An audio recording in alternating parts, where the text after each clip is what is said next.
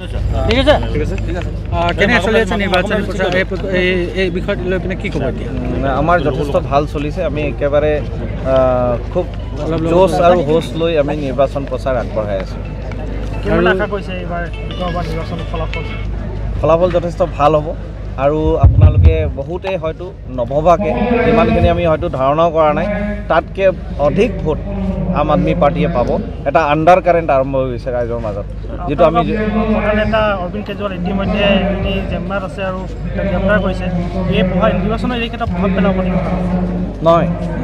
তেখেতক জেললৈ প্ৰেৰণ কৰাৰ কাৰণে নিৰ্বাচনত আমাৰ কোনো প্ৰভাৱ নপৰে আমি আম আদমি পাৰ্টি হিচাপে আমি দুখিত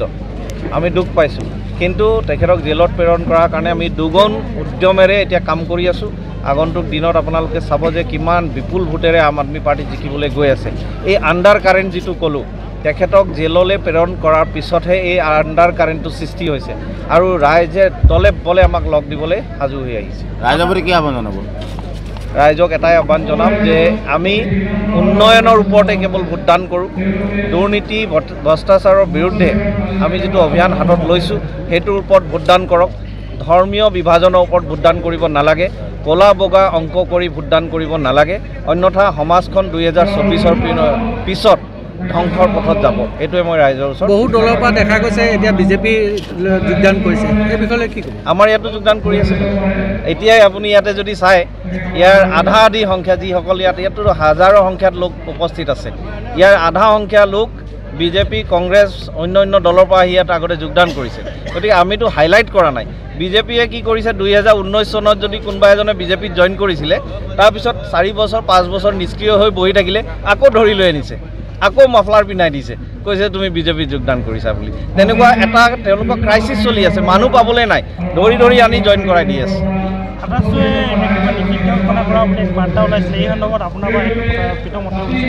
মই তেখেতলোকৰ লগত আলোচনাত মিলিত হৈছোঁ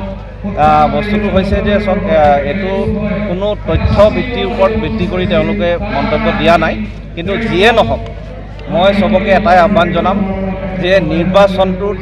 নিৰ্বাচন হিচাপে থাকিব লাগে ইয়াত আমি কাৰোবাক বেয়া পাব পাৰোঁ ভাল পাব পাৰোঁ চবেইটো আৰু সমান নহ'ব সেইটো সঁচা কথা কিন্তু সমাজখনক 19 তাৰিখৰ পিছৰ কাৰণেও আমি বচাই থ'ব লাগিব আমি এনেধৰণৰ মন্তব্য কৰিব নালাগে য'ত সমাজখন বিভাজনমুখী হ'ব পাৰে গতিকে মই চবকে অনুৰোধ জনাম এইটো গণতন্ত্ৰ হয়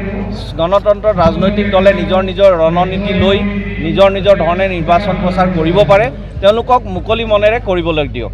সব নিৰ্বাচন দলৰ সব যিমান কেণ্ডিডেট আছে যিমান দল আছে সবৰ ভোট বিচাৰিব কোনো বিশেষ এটা সম্প্ৰদায় লৈ কেতিয়াও কোনোবাই জিকি আহিব নোৱাৰে সবৰে ভোট লাগিব গতিকে আমাৰ কিন্তু ৰণকৌশল বেলেগ হ'ব পাৰে সেইখিনি বুজাবুজি আমি তেখেতলোকক কথাখিনি কৈছোঁ আৰু আশা কৰিছোঁ আগন্তুক দিনত